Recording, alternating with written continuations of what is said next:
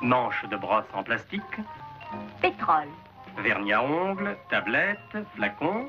Pétrole. Manteau imperméable. Pétrole. Bas de nylon. Pétrole. Feu rouge. Non, n'exagérez pas. Dès 1928, 7 compagnies pétrolières anglaises et américaines se sont partagées le monde, celui du pétrole, bien avant que les 3 grandes en fassent autant en 1945 à Yalta.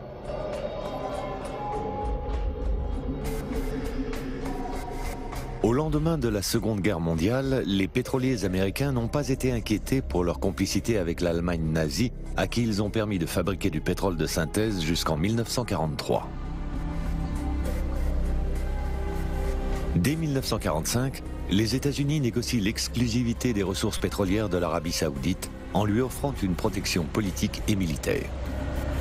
1 an plus tard, en Iran, les Soviétiques créent une république fantoche, l'Azerbaïdjan, pour s'emparer des champs pétroliers du nord du pays.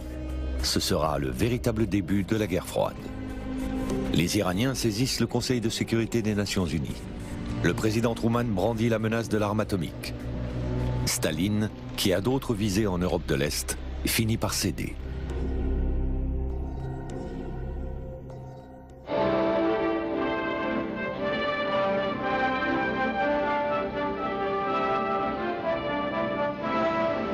Le pétrole est la clé du renouveau de l'Occident.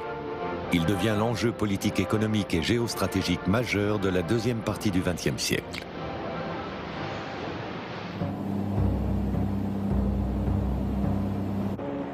Sept compagnies privées règnent en maître sur le monde.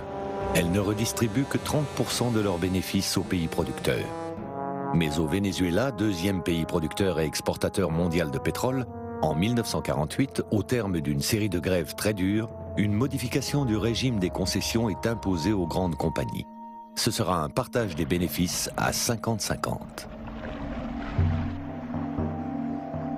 Le ministre vénézuélien du pétrole, Pérez Alfonso, se rend au Moyen-Orient pour convaincre les autres pays producteurs de suivre son exemple. Dès 1950, les dirigeants américains de l'Aramco proposent à l'Arabie saoudite le même partage. Malgré cette apparente concession, les profits des compagnies américaines ne sont pas menacés, puisque les sommes qu'elles reversent aux pays producteurs sont déductibles des impôts qu'elles payent aux États-Unis. Cet accord de façade suscite le mécontentement croissant des pays producteurs. L'Iran déclenche la première grande crise politico-financière de l'histoire du pétrole. Après avoir tenté de négocier en vain les accords qui la liaient à la Grande-Bretagne au début des années 30, l'Iran revendique le même traitement financier que l'Arabie saoudite. L'anglo-iranienne refuse. Le 11 avril 1951, un vieux militant nationaliste, le docteur Mossadegh, prend la tête d'un gouvernement de front national. Le jour même, il présente devant le Parlement un projet de loi proposant la nationalisation de l'Anglo-Iranian Oil Company. Le projet est immédiatement approuvé par le Shah, qui signe le décret dans la foulée. L'Occident accueille la nouvelle avec condescendance. À Téhéran, tous les regards sont fixés sur le palais de l'Anglo-Iranian Oil Company, centre névralgique de la fièvre du pétrole. Alentour, c'est le grouillement de formes et de couleurs de toutes les villes orientales, mais chacun sait qu'un drame est en train de se jouer. Les délégués du gouvernement pour la nationalisation ont pris l'avion pour rencontrer les envoyés britanniques. Comme viatique, ils emportent le Coran, la collade du Grand Mellah et un des drapeaux que brandissent leurs partisans et qui porte inscrit « Si Dieu est avec nous, quel obstacle pourra nous arrêter ?» En fait, cela signifiait la perte immédiate des concessions pétrolières au profit des nationalistes. C'était donc un précédent. Si les Iraniens nationalisaient leur pétrole et récupéraient les profits issus de son exploitation, qu'allait-il se passer au Koweït et plus grave encore en Arabie saoudite? Les Saoudiens allaient-ils réclamer un accord encore plus avantageux que celui des Iraniens? C'était bien ça le danger. C'était ça qui inquiétait les gens. L'anglo-iranienne prédit le pire. In your opinion, Mr. Jackson, what would be the probable effect in Persia of British withdrawal? I think economic disaster. The Persians think that by nationalizing oil, they are going to get rich. Unfortunately, the reverse will be the case. Le gouvernement britannique menace d'envahir l'Iran. Il ferme la raffinerie d'Abadan et rapatrie ses techniciens. Il instaure un blocus sur les importations pétrolières iraniennes. Dans un film de propagande, l'anglo-iranienne s'érige en victime et insiste sur sa contribution au développement du pays. Our picture could only be complete if we could show you what the conditions were like before the oil company came into being. But the British have introduced hygiene into Persia, education, there was almost total illiteracy before the company's time, and sport. Almost from the first, Persians were trained for executive posts, so that when the installation should revert legally to Iran in 1993, there would be skilled Iranian technicians capable of running them. L'idée des Anglais, c'est de dire, financièrement, ils ne pourront pas tenir, donc ils vont céder. Les Américains sont beaucoup plus embêtés, parce que Abadan est une base d'approvisionnement pour les avions. À un moment, on est en guerre de Corée. Et donc, tout point d'approvisionnement a une importance stratégique énorme. Donc, il va y avoir des négociations très dures entre le Foreign Office et Washington sur qu'est-ce qu'on fait en Iran. L'Angleterre saisit le Conseil de sécurité des Nations Unies. Mossadegh vient plaider sa cause à l'ONU.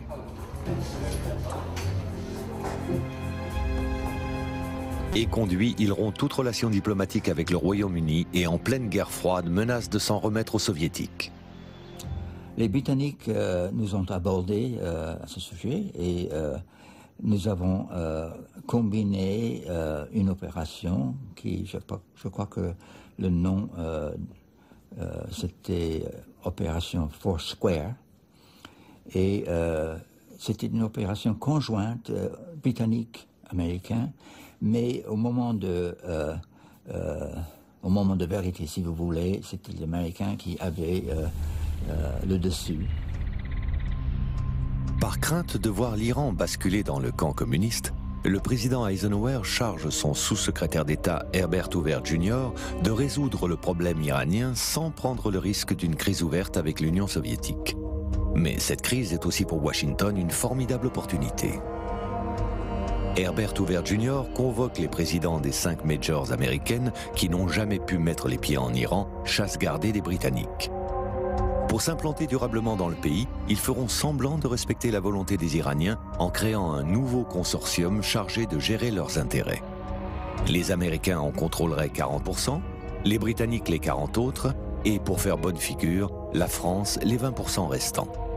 Après d'âpres négociations, les Anglais affaiblis n'ont pas le choix et acceptent le marché qu'on leur propose. Il ne reste plus qu'à se débarrasser de Mossadegh. British Petroleum débarque à Washington et affirme « C'est un communiste, il faut s'en débarrasser ». Mais c'était des foutaises. Regardez les documents de l'époque. J'ai lu le dossier de la CIA sur Mossadegh d'un bout à l'autre, qui sont soi-disant détruits. Mais c'est faux. Lisez-le, vous verrez qu'il s'agit du pétrole. Mossadegh n'était pas un communiste. C'était un nationaliste, un socialiste. Il était bien des choses, mais ce n'était pas un communiste. La CIA, le département d'État et la British Petroleum ont convaincu la Maison-Blanche, Eisenhower et le Congrès de le renverser sous couvert de la lutte anticommuniste.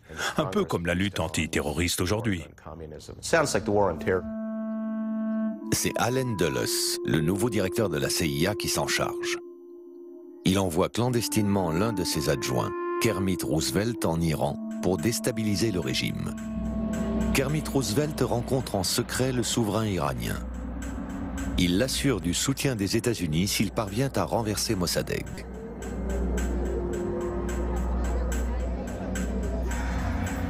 Le Shah tente d'arrêter Mossadegh. Celui-ci réussit à mobiliser ses partisans et à obtenir les pleins pouvoirs, soutenus par le Parti communiste iranien. La rue prend le dessus. Le Shah est contraint de s'exiler à Rome.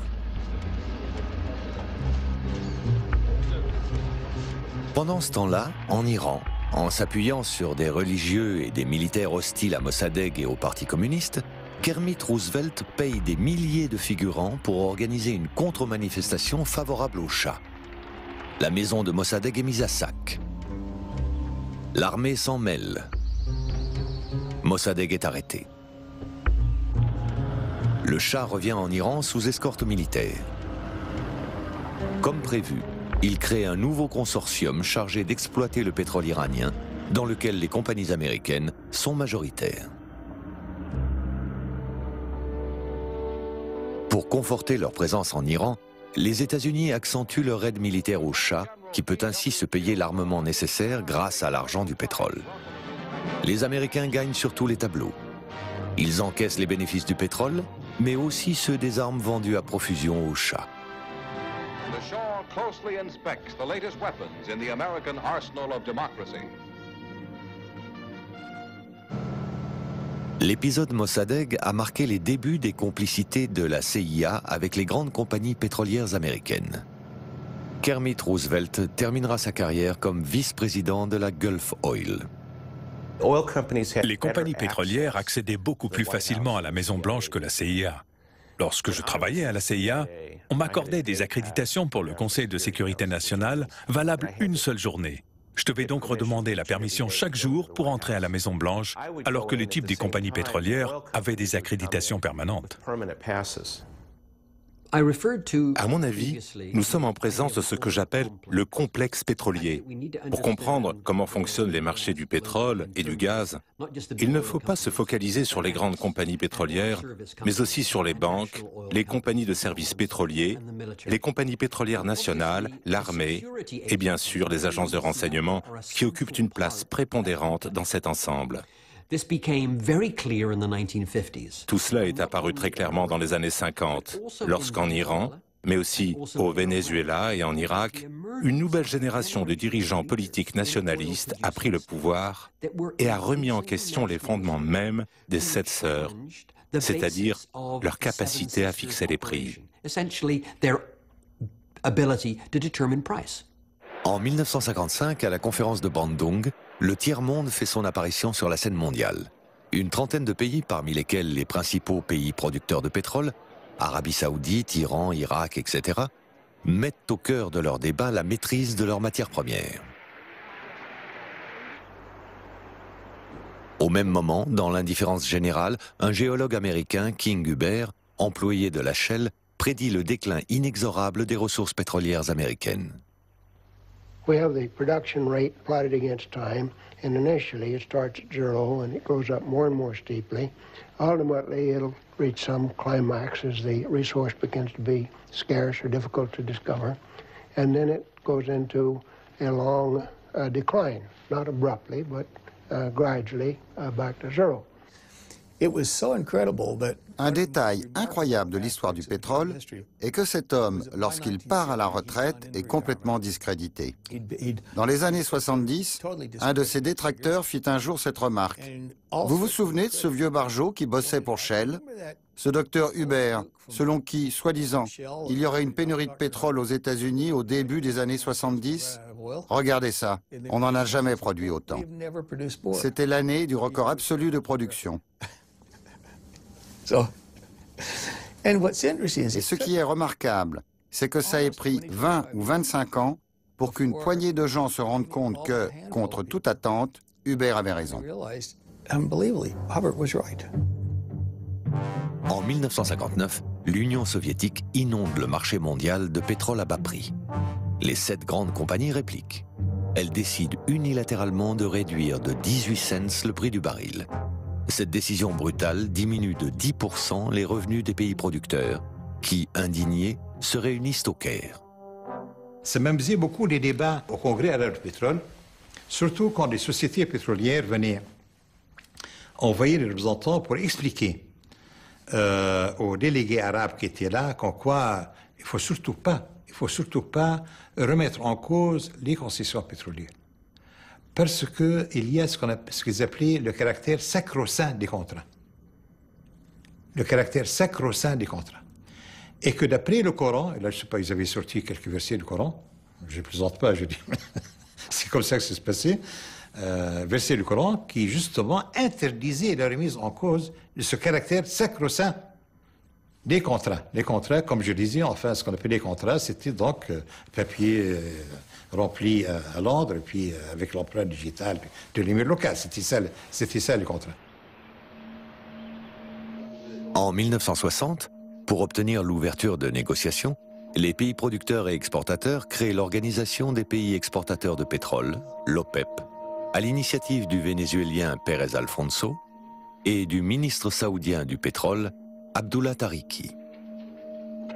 Ce que M. Tariki faisait, en fait, toutes ces idées qu'il avançait, pour l'époque, étaient considérées comme des choses vraiment révolutionnaires.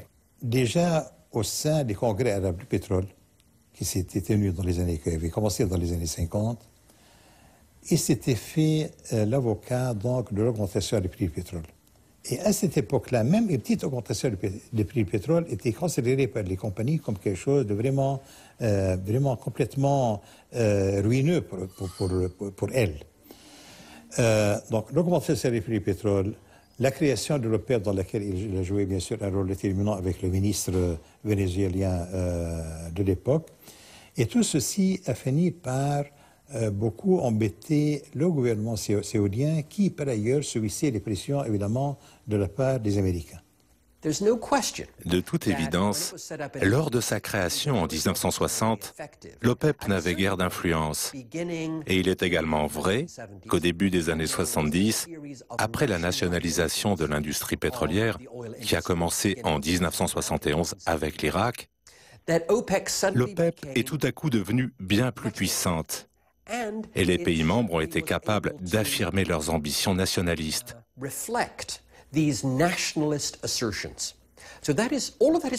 Tout cela est vrai, mais bien que l'apparition de l'OPEP ait forcément bouleversé la manière dont les géants du pétrole conduisaient leurs affaires, on oublie parfois à quel point ils n'ont cessé d'opérer la main dans la main avec l'OPEP. Mais l'OPEP était alors beaucoup trop faible et dépendante de l'Arabie saoudite pour contrer la puissance des compagnies pétrolières occidentales.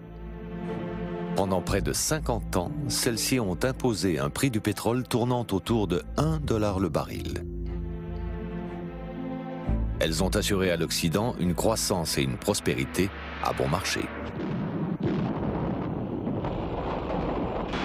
Le 6 octobre 1973, le jour de la fête de Kippour, l'Égypte et la Syrie, aidés par des conseillers militaires soviétiques, attaquent par surprise Israël.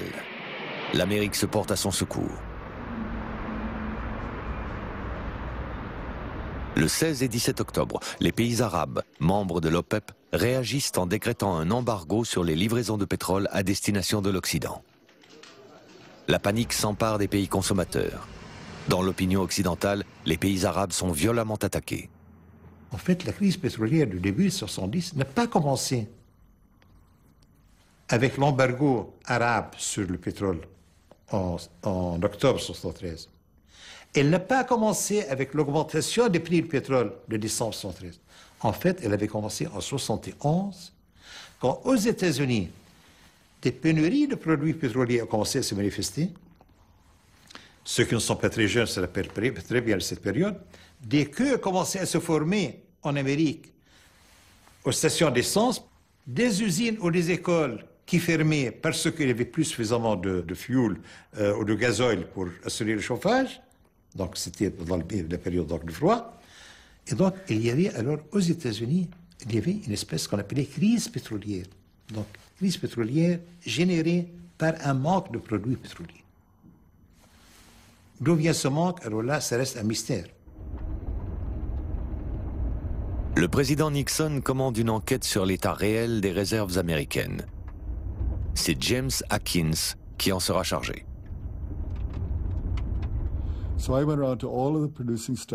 Donc, je me suis rendu dans tous les États américains producteurs et j'ai expliqué que je n'avais pas l'intention de faire un scandale public, que la presse n'en saurait rien, mais que le gouvernement américain m'envoyait pour déterminer combien de pétrole les États-Unis étaient en mesure de produire réellement.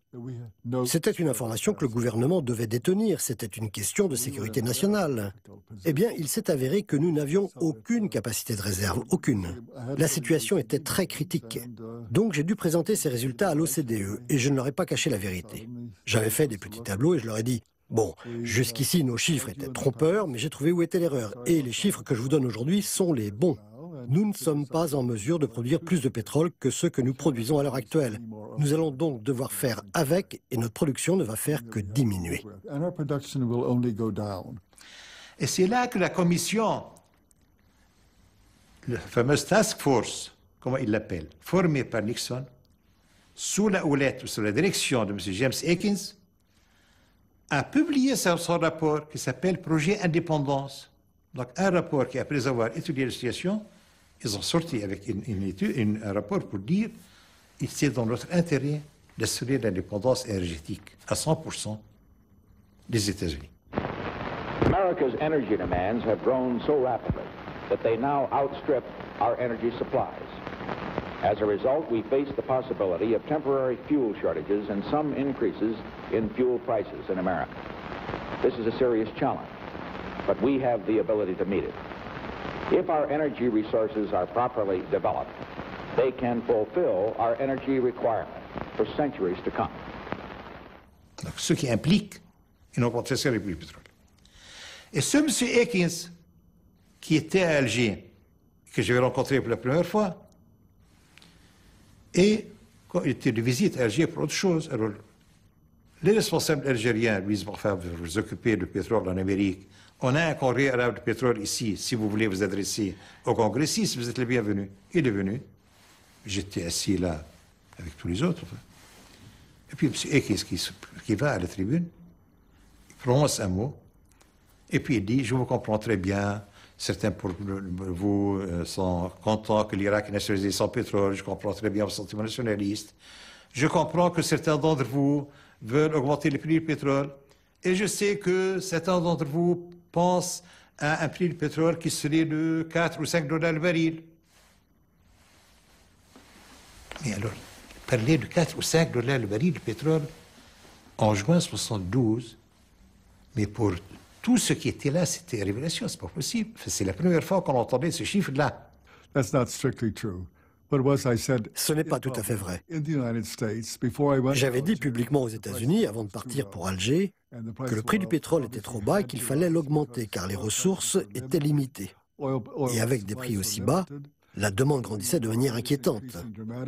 Pas de nouveaux gisements et pas assez d'argent pour en trouver de nouveaux si le prix du pétrole restait aussi bas. Donc, le prix du pétrole allait forcément remonter. Every time Dr. Henry Kissinger comes to Saudi Arabia, dans les années 70, quand le docteur Henry Kissinger venait en Arabie Saoudite, il allait rendre visite au roi Faisal. Le roi demandait à Kissinger, « S'il vous plaît, quand vous irez à Téhéran, demandez au Shah d'arrêter d'utiliser son pouvoir pour augmenter le prix du pétrole. » Et Kissinger, tout sourire, répondait, « Je vais faire de mon mieux. » Un jour, le roi Faisal m'a envoyé voir le Shah d'Iran pour lui demander sérieusement de calmer le jeu. Le Shah m'a dit, « Pourquoi vous ne voulez pas augmenter le prix? Vous voulez faire plaisir aux Américains? Ce sont les Américains qui veulent monter les prix. Allez donc le demander à Henry Kissinger. » Quand j'ai rapporté notre conversation au roi Faisal, il s'est rendu compte que c'était Henry Kissinger qui était derrière tout ça. Après ça, le roi n'a plus jamais abordé la question du prix du pétrole avec Henry Kissinger. On a tout fait pour que cette initiative d'augmentation des prix qui est venue des Américains pour des raisons bien précises, on impute alors la responsabilité aux pays arabes, c'est plus commode, ça passe mieux dans l'opinion occidentale, et c'est comme ça qu'on a vécu sur un mythe pendant très longtemps, un mythe entre autres. L'embargo restera fictif, et l'Amérique, en pleine guerre du Vietnam, n'en subira jamais les effets. L'Arabie saoudite a été la cible d'attaques très virulentes de la part de 2 sénateurs importants qui étaient profondément anti-arabes. J'ai demandé la permission de les mettre au courant de ce qui se passait véritablement afin qu'ils cessent leurs attaques contre l'Arabie saoudite. Donc, c'est ce que j'ai fait et je leur ai dit, écoutez, vous ne connaissez pas les faits. En fait, le pétrole saoudien transite par Bahreïn avant d'être expédié directement vers le Vietnam sur des tankers américains ou étrangers, peu importe. L'essentiel dans cette histoire est que nous n'avons jamais manqué de pétrole au Vietnam.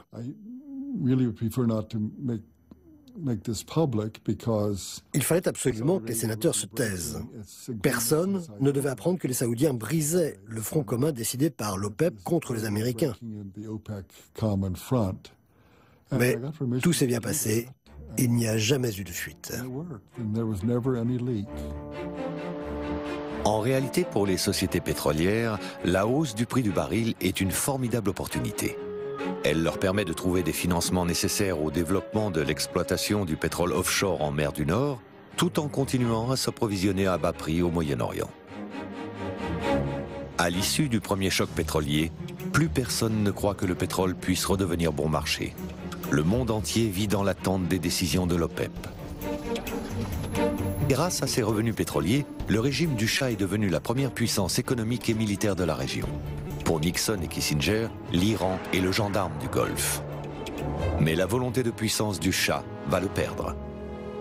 La dernière fois que j'ai rencontré le Shah d'Iran, il n'était plus le même. Ce n'était plus l'homme que j'avais connu. Il s'est mis à me raconter comment il allait envahir tous les pays arabes et le Golfe en une seule journée. Je vais faire ci, je vais faire ça. J'étais stupéfait. Je me suis alors rendu à Jeddah, en Arabie Saoudite. À cette époque, l'ambassadeur américain était un bon ami à moi, Jim Akins. Alors, au cours d'une promenade, je lui ai raconté en tant qu'ami mon entretien avec le Shah. Et je lui ai confié deux choses. D'abord, je lui ai dit que le Shah d'Iran était devenu mentalement dérangé. Et ensuite, qu'une révolution était imminente car il ne pouvait plus gouverner.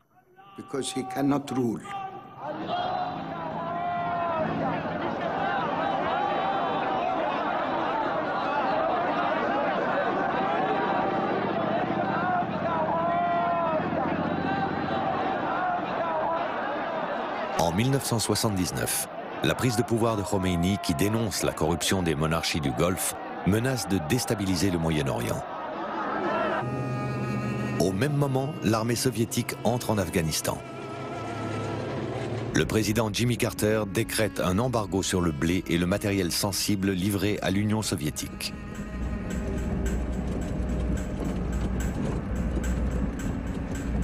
En Iran, la révolution se radicalise. Les États-Unis semblent complètement impuissants face à la prise d'otages dans leur ambassade à Téhéran.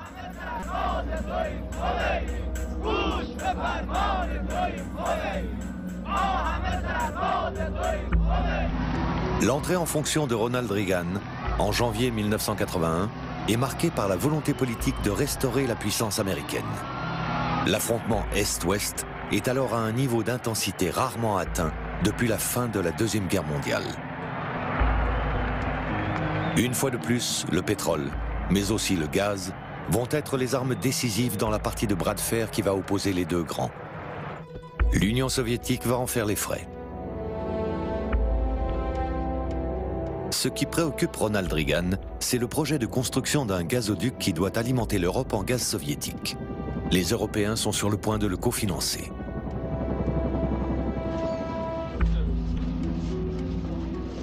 Lors de sa première rencontre avec les chefs d'État européens à Ottawa, Ronald Reagan leur demande de surseoir à ce projet.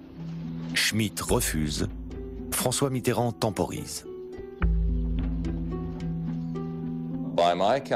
Selon mes calculs de l'époque, si le pipeline transsibérien, qui devait alimenter l'Europe, avait été financé et construit, la dépendance des pays de l'Europe de l'Ouest vis-à-vis du gaz soviétique aurait augmenté d'environ 65%.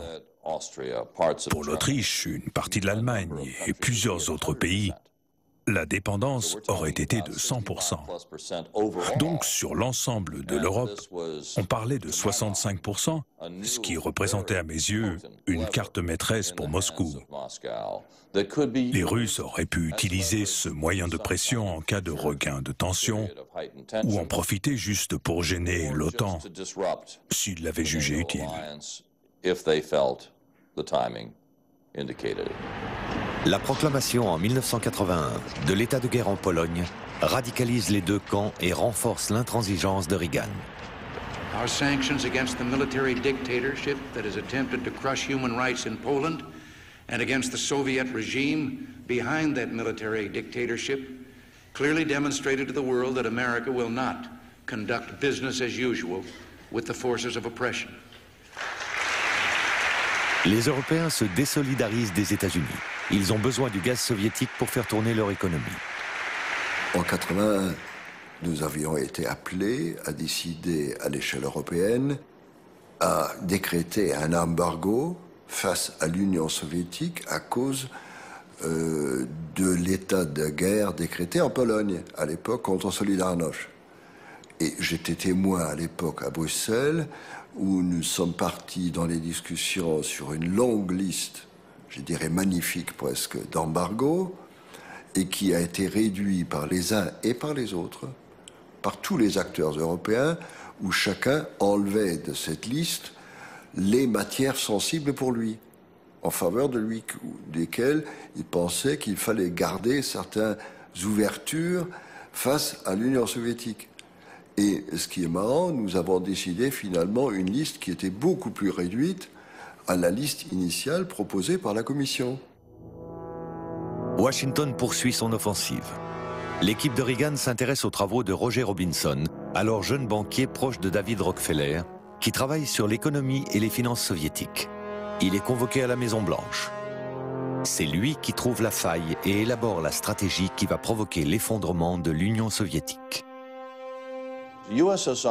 L'URSS, en ce temps-là, avait un revenu annuel de devises étrangères de tout juste 32 milliards de dollars par an.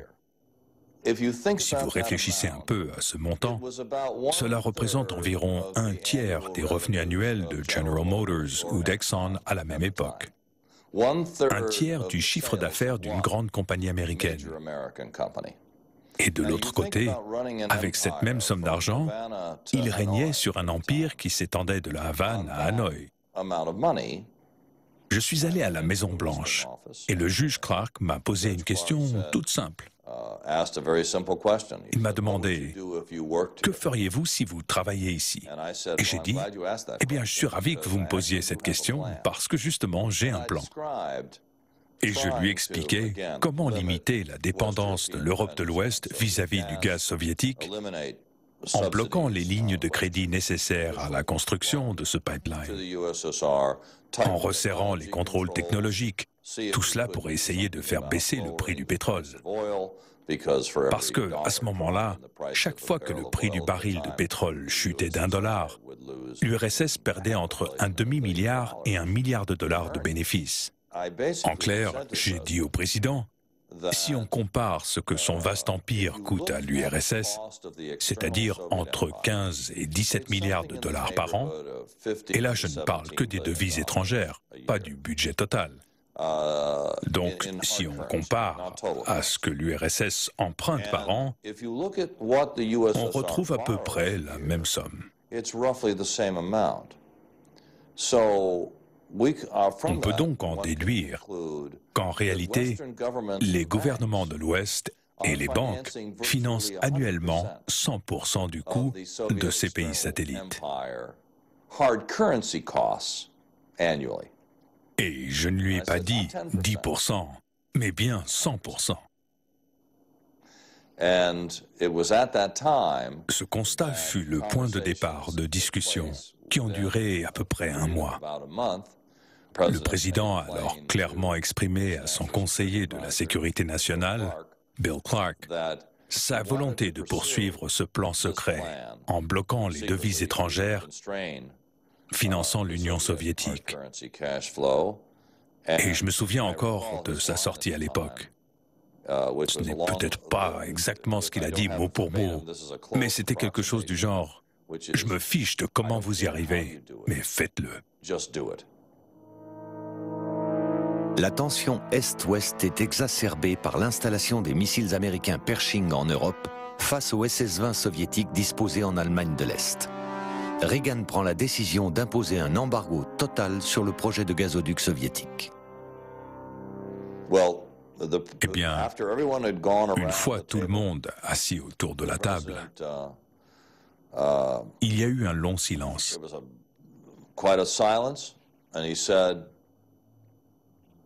Le président a déclaré « OK.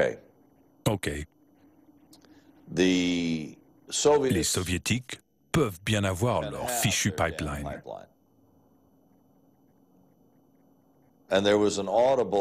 Dans la salle, il y a eu un soupir de soulagement. Cette folie de vouloir empêcher le pipeline de Sibérie de fonctionner à plein régime était terminée. Et nous pouvions enfin renouer avec nos alliances financières en toute tranquillité.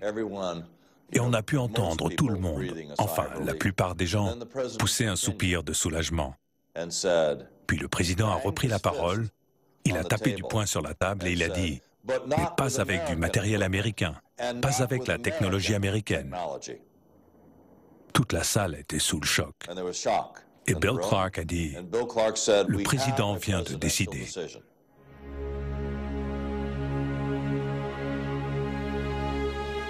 C'est un régime à l'agonie, affaibli, qui doit faire face à l'offensive américaine. Brejnev meurt en 1982, après 17 années de pouvoir. Yuri Andropov, son successeur, disparaît en 1984. Konstantin Tchernyenko, désigné pour lui succéder, meurt en 1985. Gorbatchev arrive au pouvoir alors même que Washington a ouvert un nouveau front. En effet, dès 1984, Reagan a demandé à son ami William Casey, directeur de la CIA, de négocier dans le plus grand secret avec les dirigeants saoudiens. Au terme de longues et difficiles négociations, un accord est enfin conclu en 1985 lors de la première visite d'État du roi Fahd à Washington.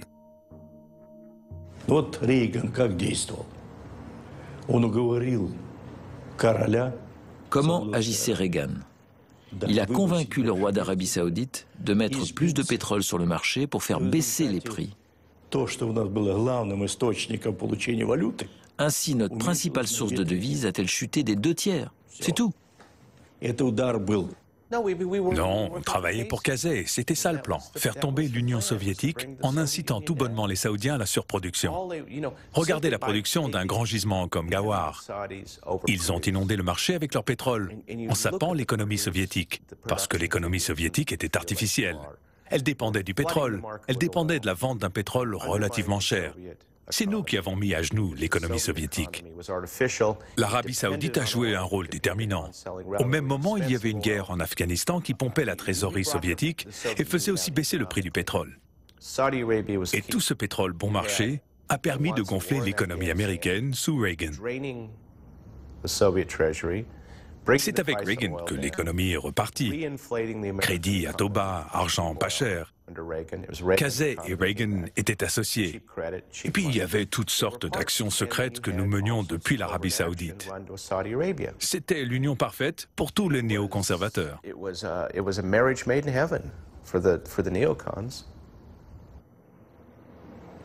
La situation est devenue extrême lorsque notre monnaie a perdu les 2/3 de sa valeur à cause de la chute des cours du pétrole. J'ai été obligé de prendre des risques dans cette situation. Nous avons dû puiser dans nos réserves d'or et de devises. Un montant si élevé qu'à la fin, nous avons tout dépensé. Cet afflux de pétrole bon marché incite les pays arabes de l'OPEP à augmenter artificiellement de 65% le montant de leurs réserves, soit 300 milliards de barils fictifs. Personne alors ne connaît l'état réel des réserves mondiales de pétrole.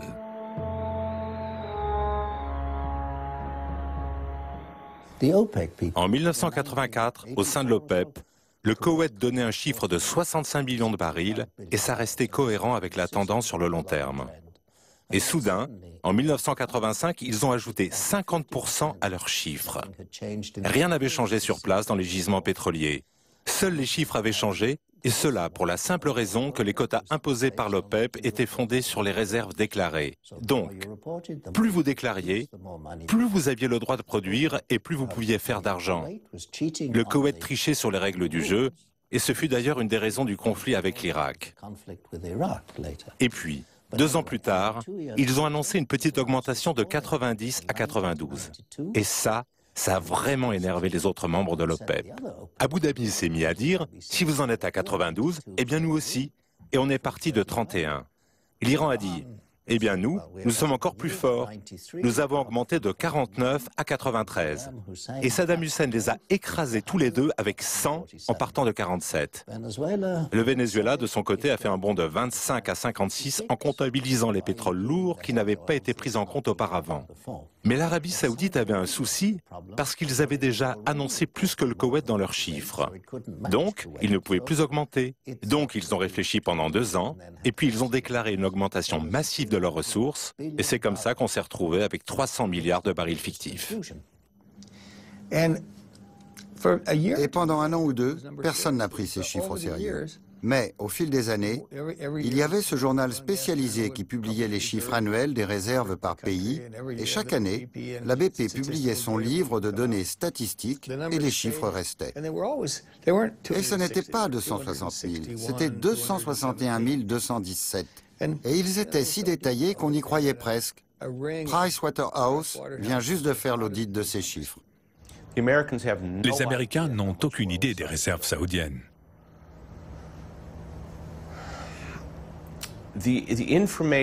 Les informations en provenance de Dhahran sont strictement contrôlées. Si on parle des nouveaux gisements de pétrole, il faut savoir que la 3D et les relevés sismiques et tout le reste sont précieusement gardés en Arabie Saoudite. Il n'y a pas d'estimation globale des réserves de pétrole saoudiens. Les Saoudiens assurent qu'ils ont plein de ressources, plein de nouveaux gisements. Kawar est à sec? Pas de problème. Il reste encore un peu de pétrole de ce côté-là. Et donc ils vont se rabattre sur ces anciens gisements et tout ira très bien pour eux pendant encore 50 ans. On n'a jamais demandé à la CIA d'espionner les réserves de pétrole. C'était du domaine du possible, mais on ne leur a jamais demandé de le faire. Dans la pratique, le département d'État va voir le gouvernement du Koweït ou d'Arabie Saoudite et demande « Combien de pétrole avez-vous » Les Saoudiens leur tendent un bout de papier, « Merci beaucoup », et c'est avec ça qu'on fait les estimations. En 1986, le prix du baril de pétrole a chuté à 7 $. Le vice-président Bush, hostile au plan Reagan, s'inquiète de ses conséquences pour l'industrie pétrolière américaine. Il se rend en Arabie Saoudite pour convaincre le roi Fahd de faire remonter le prix du baril. Le monde pétrolier a trouvé son porte-parole. 2 ans plus tard, il aura son président à la tête du pays. En 1988, au terme de sa guerre contre l'Iran, Saddam Hussein est complètement ruiné. Après avoir été le bras armé du monde arabe contre la menace iranienne, il se voit refuser toute aide financière de la part des monarchies du Golfe, notamment du Koweït. Le 3 août 1990, il décide d'envahir ce pays qu'il a toujours considéré comme une province irakienne. La falsification des chiffres opérée en 1986 par les pays arabes sur le montant de leurs réserves réelles leur confère désormais une importance stratégique accrue. On ne savait pas si Saddam Hussein allait traverser la frontière et s'accaparer des puits de pétrole à l'est de l'Arabie Saoudite. We're in a determined mode, a mode that he should get out without concession. And this is the will of the world body. This is the will of the entire world, if you will, against this man. And he's got to understand it. So we're going to keep on repeating it. No concession, no negotiation for 1 inch of territory. And Mr. Saddam Hussein, you simply do what the world is calling upon you to do. Get out. À l'initiative des États-Unis, près d'1 million d'hommes provenant de plus de 30 pays différents sont massés en Arabie Saoudite. C'est la première guerre du Golfe. La première guerre du Golfe est évidemment une guerre de protection des approvisionnements pétroliers, c'est-à-dire pour les États-Unis, indépendamment de la violation des droits de l'homme et des droits internationaux de la Charte des Nations Unies, etc. Saddam Hussein contrôlant la production irakienne plus la production koweïtienne, étant en position de force militaire pour imposer ses choix à l'ensemble de ses voisins, c'est pas possible. Mais parce que là, c'est lui qui fixerait les prix mondiaux du pétrole. Et on savait qu'il était plutôt dur sur cette question. Mais on peut dire que c'est pas le marché qui compte à ce moment-là, c'est le mécanisme de la sécurité des approvisionnements pétroliers, parce que là, on a, depuis la Seconde Guerre mondiale, pour la première fois, une menace réelle et non pas virtuelle sur la sécurité des approvisionnements pétroliers.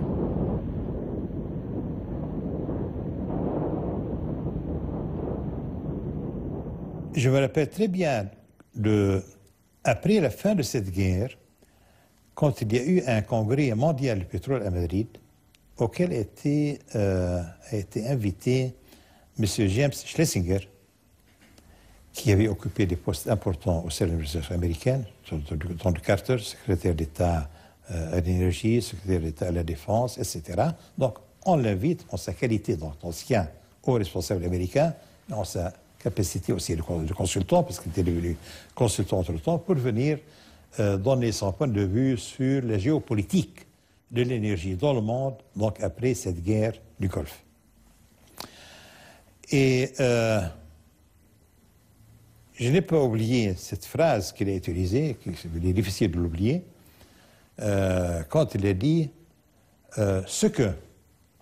textuellement, ce que l'opinion américaine a retenu de la guerre du Golfe, donc de l'invasion du Koweït et de sa libération, c'est qu'il est autrement plus facile et autrement plus amusant d'aller botter les fesses des gens au Moyen-Orient,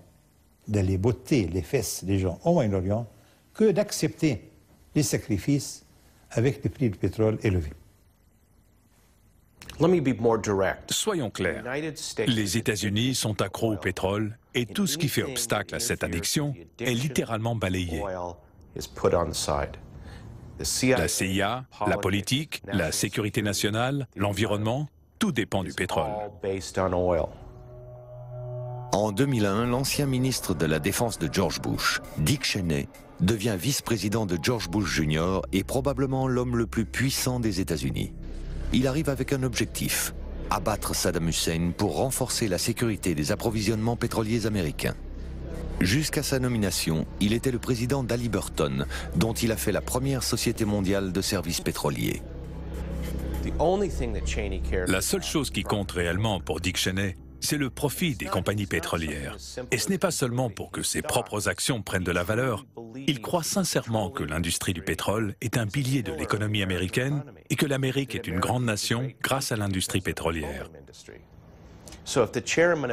Donc, si le PDG de Exxon vient le voir et lui dit « Nous ne pouvons pas payer pour la marée noire en Alaska, c'est trop cher », Cheney fera toujours en sorte qu'il n'ait pas à payer. En 2001, le vice-président Cheney a réuni le groupe national de sécurité pour l'énergie. C'étaient tous ses copains. Aux États-Unis, on n'a jamais su de quoi ils discutaient. Ce n'est pas du tout surprenant. Tout se déroulait en secret. Et à l'heure actuelle, on ne sait toujours rien. Je n'ai jamais vu de procès-verbal de cette commission. Vous pouvez aller fouiller dans les documents de la CIA ou du FBI. Et vous pouvez chercher dans les rapports de la Commission sur le 11 septembre. Mais vous ne trouverez rien concernant les réunions ou les accords secrets passés entre les compagnies pétrolières. Nous connaissons déjà les gens qui sont allés à la Maison-Blanche, donc nous avons leur nom. Nous savons de quelle compagnie il s'agit, nous savons qu'ils ont parlé pétrole. Mais qu'est-ce qui s'est dit exactement? Que pouvait-il y avoir de si secret qu'ils ne puissent rendre public? D'après moi, il n'y a qu'une réponse possible. Nous avons moins de pétrole que nous ne le prétendons. You know, on January 28. Vous savez, le 28 janvier 2000, moins de 2 semaines après l'entrée de George Bush Jr. à la Maison-Blanche, George Bush, the son, came to the White House. He asked for a meeting for the il a convoqué le Conseil de sécurité pour parler du Moyen-Orient. To discuss the Middle East. Members of that council came knowing that les membres de ce conseil sont venus en sachant qu'il voulait parler du conflit arabo-israélien.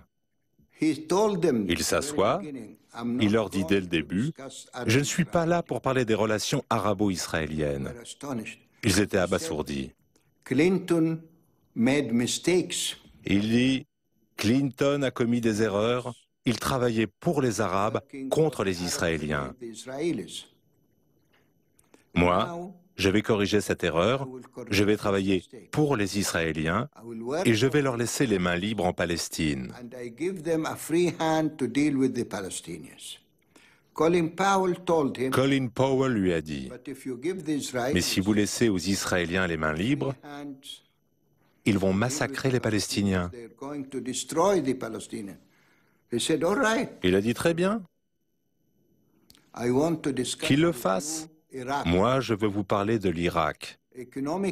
L'embargo ne sert à rien. Il faut que nous utilisions la force militaire. All the decades of deceit and cruelty have now reached an end. Saddam Hussein and his sons must leave Iraq within 48 hours. Their refusal to do so will result in military conflict.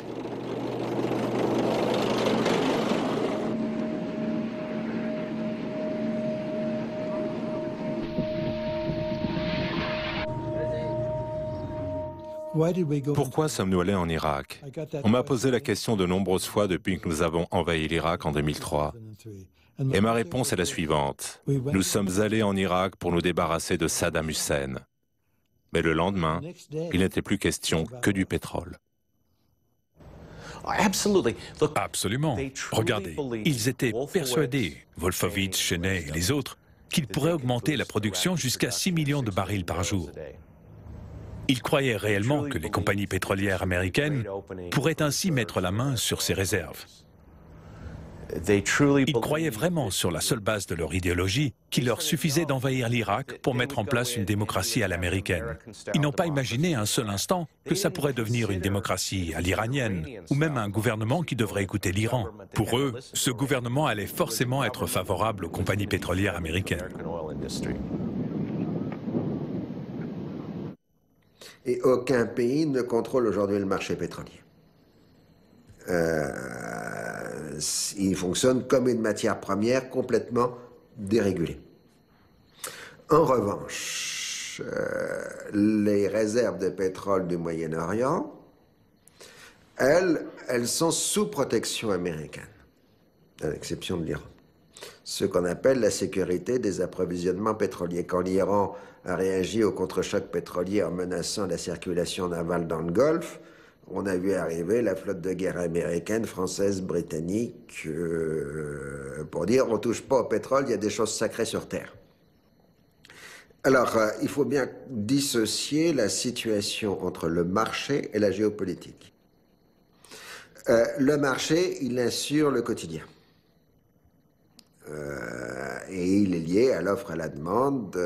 Vous avez eu une croissance continue au début des années 2000 du prix du pétrole qui était liée à l'accroissement de la consommation des pays émergents, en premier lieu la Chine, etc. Et puis, vous avez la protection. La protection, elle est différente. Elle est dans l'idée que puisque, d'une part, les Américains sont en quelque sorte les syndics des puissances consommatrices et que donc ils assurent pour l'ensemble des pays consommateurs la sécurité des approvisionnements. Et en ce sens, nous sommes bien heureux, nous les Français, les Britanniques ou les Allemands ou les Italiens, de bénéficier de la protection américaine qui nous assure que le pétrole arrive bien de façon tangible chez nous. Mais en même temps, la protection a une valeur géopolitique. Autrement dit, moi, les États-Unis, j'ai fait passer les messages implicites aux autres. Si vous m'attaquez, je vous fais le sort du Japon et de l'Allemagne durant la Première et la Seconde Guerre mondiale, je vous sors du marché. Toute personne qui attaquerait les États-Unis se trouverait expulsée du marché mondial, et en particulier des marchés pétroliers. Vous n'auriez plus un centilitre de pétrole qui viendrait vers vous. Autrement dit, vous, la Chine, vous pouvez avoir encore des centaines de milliers d'hommes, développer de l'aviation, etc. Mais pour l'instant, si vous voulez me faire la guerre, ce qui n'est pas votre intérêt de toute façon, bah, vous n'aurez plus de pétrole dans les minutes qui suivent. Et ça, c'est du virtuel. Mais c'est un message qui est parfaitement compris, qui fait que la Chine à la fois bénéficie de la protection américaine, de ce qu'on appelle la sécurité des approvisionnements pétroliers, mais en même temps, les États-Unis se trouvent en situation d'interdire à la Chine de lui faire la guerre. L'intervention militaire en Irak marque le début d'une nouvelle guerre des ressources. Mais c'est peut-être déjà une stratégie dépassée. Comble de l'ironie, Washington a ouvert les portes de l'Irak à l'Iran, comme le soulignent les visites répétées du Premier ministre chiite irakien à Téhéran. L'Iran pourra même bientôt être en mesure de contrôler le pétrole irakien. De son côté, la Chine a su en quelques années sécuriser ses sources d'approvisionnement partout à travers le monde, en nouant des alliances qui la mettent à l'abri des pressions américaines. Les Chinois mènent une diplomatie pétrolière planétaire qui leur confère plusieurs coups d'avance sur les États-Unis.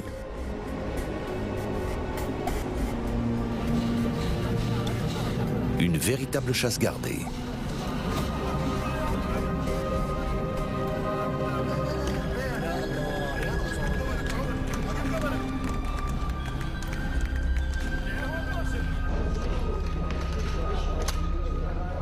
Pékin est sur le point de prendre une position dominante sur le marché pétrolier, au moment même où le montant des réserves mondiales est au plus bas. Depuis 1964, chaque année, nous trouvons moins de pétrole. Nous avons une technologie de plus en plus performante, nous avons beau prospecter comme des malades, rien n'y fait. Nous n'en trouvons pas parce qu'il n'y en a pas. C'est impossible de le trouver parce qu'il n'est pas là. Même si la demande en pétrole restait constante au cours des 25 prochaines années, il nous faudrait quand même trouver du pétrole, environ 45 millions de barils par jour, juste pour maintenir le statu quo, pour garder un niveau de production constant. C'est un immense défi. Il nous faut trouver au cours des 25 prochaines années l'équivalent de 4 fois l'Arabie Saoudite à mettre sur le marché. Ça ne va vraiment pas être facile. Et ce sera juste assez pour compenser le déclin des gisements actuels. Le pétrole se raréfie inéluctablement. Aujourd'hui, pour 6 barils consommés, un seul est découvert.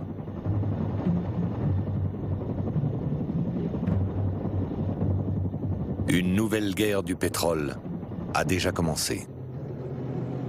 Se poursuivra-t-elle en Afrique ?